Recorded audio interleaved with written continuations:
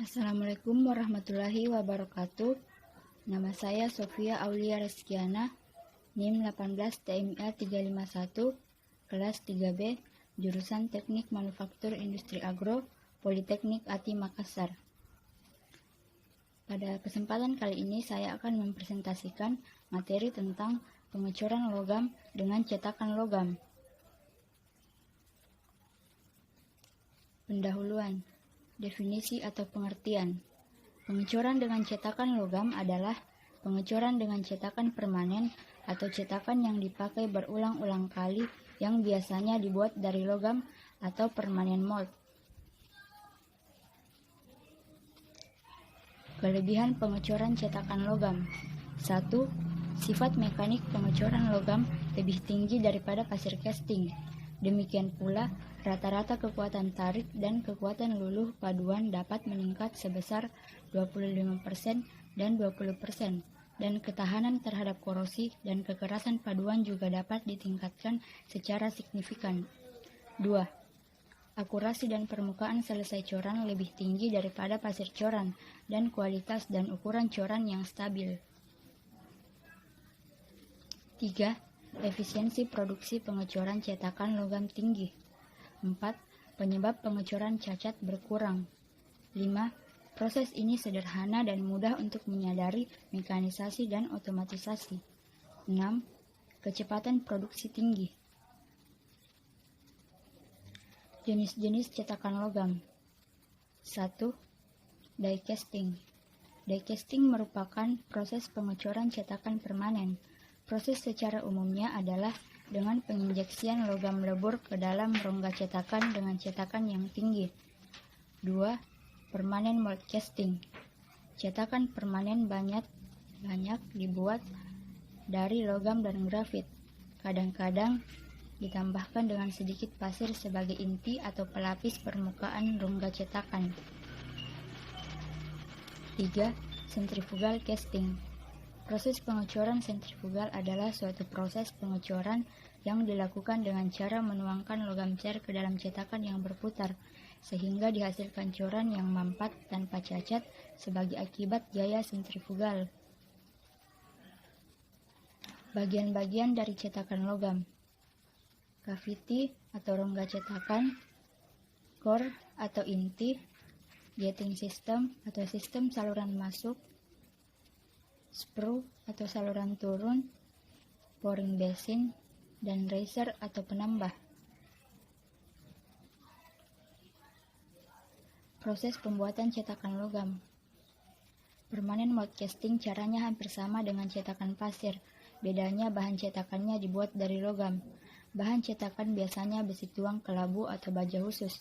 Cetakan sangat ekonomis dan dapat dipakai berulang-ulang. Sistem ini digunakan untuk mengecor paduan-paduan bukan besi yang mempunyai titik cair benda seperti Mg, Al, dan Cu.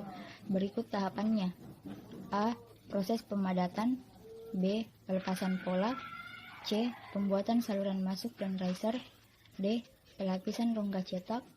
E. Bila coran memiliki permukaan dalam, misalnya lubang, maka dipasang inti. F. Penyatuan cetakan. G. Siap untuk digunakan.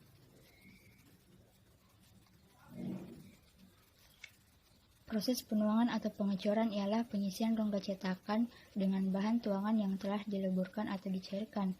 Berbagai cara penuangan dapat dilakukan sesuai dengan sistem pengecoran yang digunakan. Misalnya pada proses penuangan dengan metode sentrifugal dilakukan pada pengecoran dengan menggunakan cetakan logam atau die casting. Tidak semua bentuk benda tuangan dapat dilakukan dengan metode ini. Benda-benda bulat, silinder, dan simetris sesuai dengan konstruksinya dapat dicor dengan metode sentrifugal ini. Secara prinsip, proses pengecoran dengan sentrifugal ini dapat dilihat pada gambar di slide selanjutnya. Berikut gambar 1, yaitu penuangan dengan cetakan logam metode sentrifugal.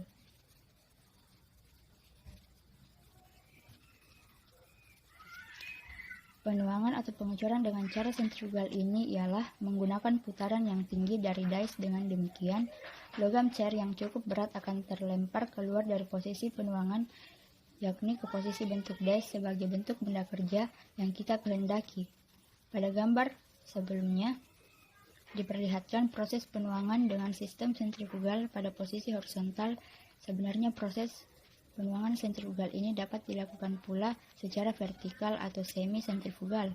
Hal ini tergantung bentuk benda kerja yang akan dicor tersebut. Setelah pemanasan, logam siap untuk dituangkan melalui sistem saluran masuk ke dalam rongga cetakan. Hal ini merupakan suatu tahapan yang kritis dalam proses penuangan.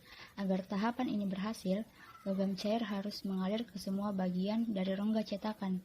Beberapa faktor yang berpengaruh dalam operasi penuangan adalah 1. Temperatur penuangan atau pouring temperature adalah temperatur logam cair pada saat dituangkan ke dalam cetakan. 2. Laju penuangan atau pouring rate adalah volume logam yang dituangkan ke dalam cetakan dalam waktu tertentu. 3. Turbulensi dalam aliran cairan adalah kecepatan aliran cairan yang tidak menentu arah dan besar magnitudenya. Turbulensi harus dihindarkan karena 1.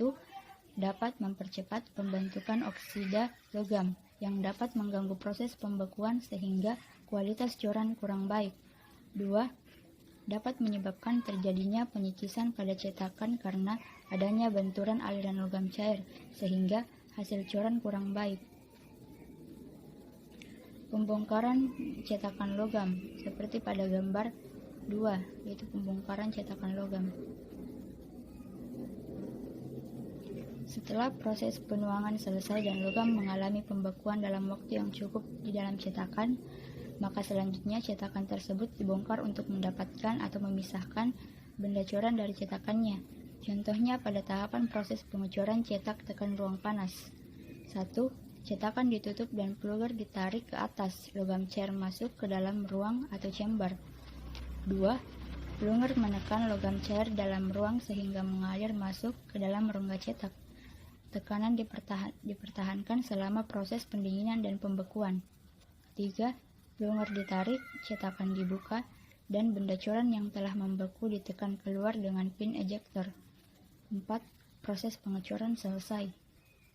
Berikut gambar 3, yaitu proses pengecoran cetak ruang panas. Hal-hal yang harus diperhatikan dalam pembuatan cetakan logam. Hal-hal penting yang perlu diperhatikan dalam pembuatan suatu cetakan yaitu 1. Rongga cetakan harus dirancang lebih besar daripada produk cor yang akan dibuat untuk mengimbangi penyusutan logam. 2. Setiap logam memiliki koefisien susut yang berbeda-beda. Dalam merancang suatu cetakan biasanya digunakan mister susut. Berikut gambar 4, yaitu contoh hasil pengecoran cetakan logam. Sekian yang dapat saya presentasikan. Terima kasih. Assalamualaikum warahmatullahi wabarakatuh.